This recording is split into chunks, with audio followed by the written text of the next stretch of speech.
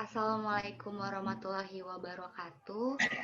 Kepada yang terhormat Kepala Sekolah SMA Negeri 105 Jakarta, Bapak Rahmat Abdus Syukur SPD, kepada Wakil Kurikulum SMA Negeri 105 Jakarta, Bapak Muhammad Soleh SDD, dan kepada Guru Bidang Studi Bahasa Indonesia SMA Negeri 105 Jakarta, Ibu Zaimatul Muntaha MPD. Puji syukur kehadirat Allah Subhanahu wa Ta'ala yang telah memberikan rahmat dan hidayahnya kepada kita semua, sehingga dapat berkumpul di kesempatan pagi hari ini.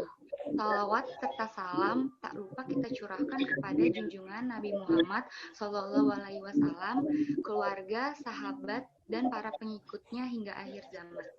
Kami dari mahasiswa Universitas Muhammadiyah Profesor Hamka, Fakultas Keguruan dan Pendidikan Program Studi Pendidikan Bahasa dan Sastra Indonesia semester 4 bermaksud akan mewawancarai Bapak dan Ibu sekalian dalam tujuan memenuhi mata kuliah PLP 1 atau pengenalan lapangan persekolahan.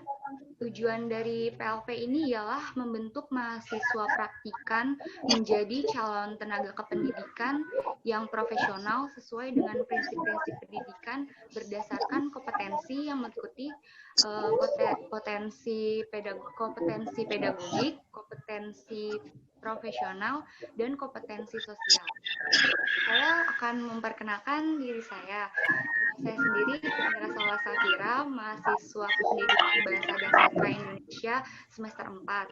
Dan untuk Bapak Rahmat, pertanyaan yang pertama adalah mengenai ekstrakurikuler atau kegiatan di sekolah.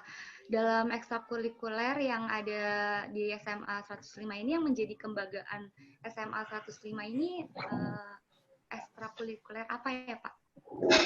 Oke, ya. Untuk eskul, kita tahu eskul itu adalah salah satu favorit anak, karena biar tersalurkan bakatnya di waktu maka eskul menjadi pilihan yang harus dilakukan anak. Nah, 105 itu punya ciri khas. Dua bidang. Yang utama itu pertama adalah seni.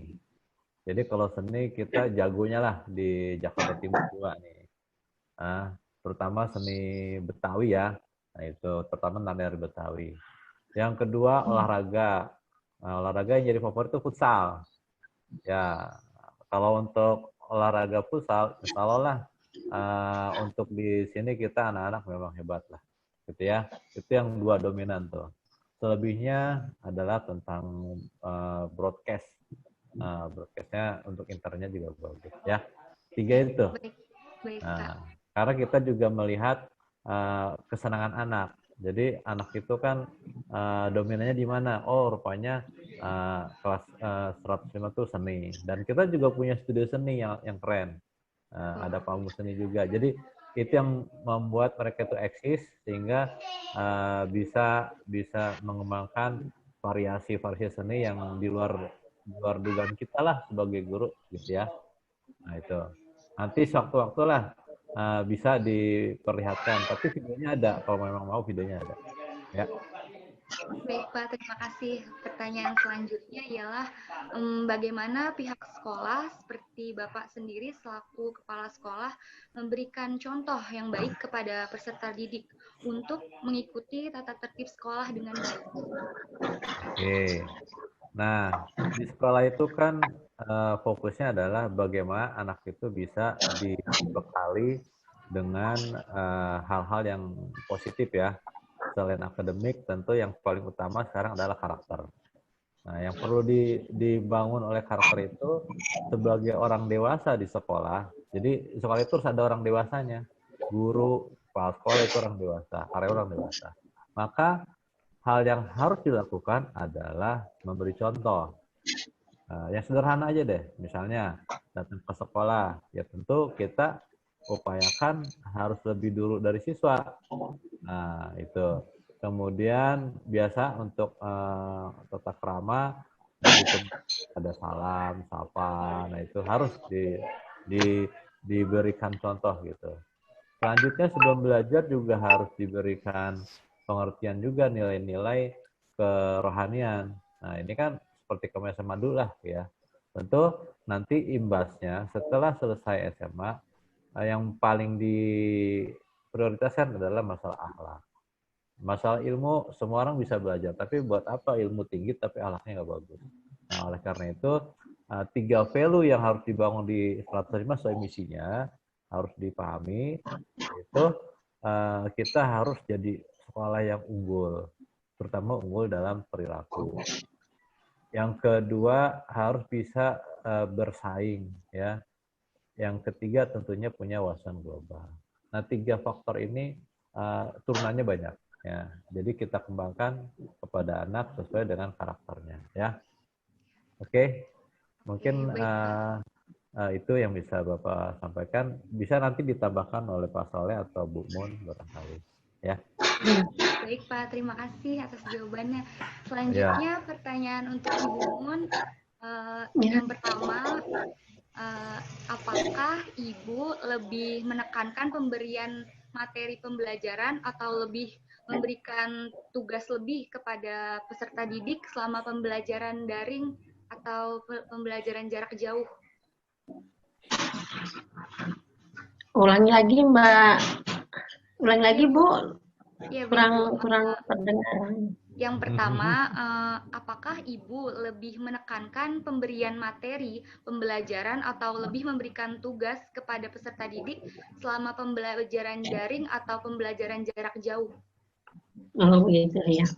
Baik, Ibu guru muda, karenanya satu-satu Bu belum kenal betul, jadi di sini jadi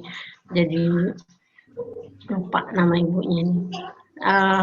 Untuk pembelajaran PJJ daring ini lebih ditekankan kepada pemberian materi. Setelah pemberian materi, langkah berikutnya baru nanti ditanya jawab, pertanyaan tanya jawab.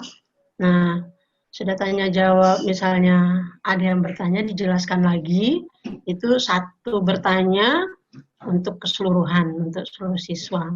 Jadi siswa dengan cara ya siswa tadi Ibu minta kamera dinyalain selama 1 menit saja, terus tetap di tempat.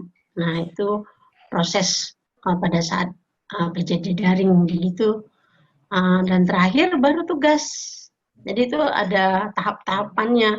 Itu pun tidak sekaligus, tetapi bertahap sesuai dengan RPP yang ada, indikator yang ada pada mapel bahasa Indonesia. Begitu Bu.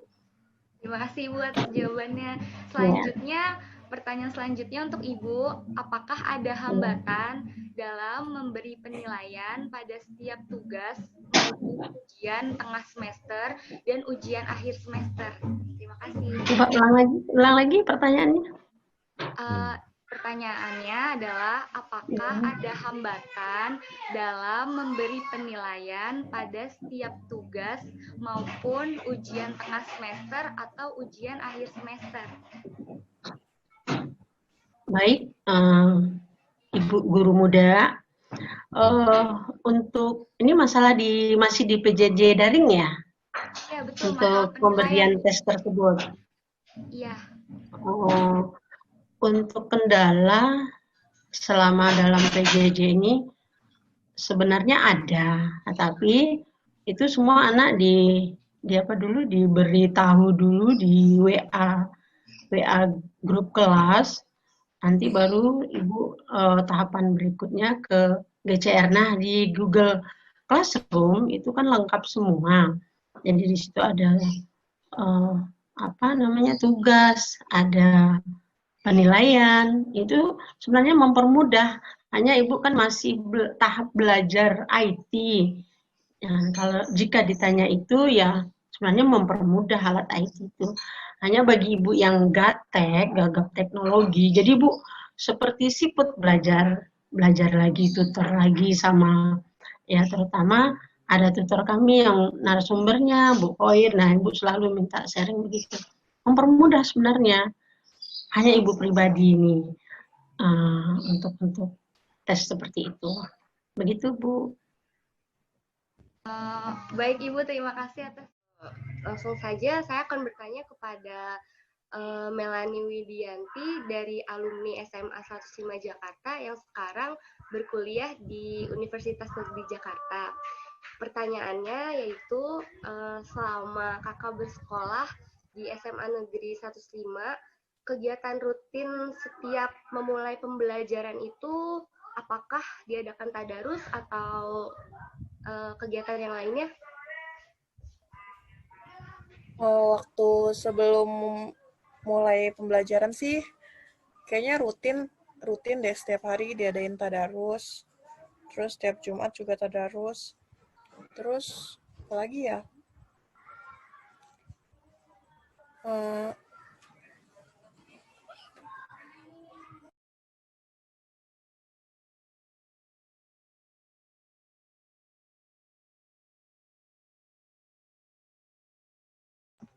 diadain kegiatan rutin sebelum pembelajaran ya kayak tadarus rutin sih.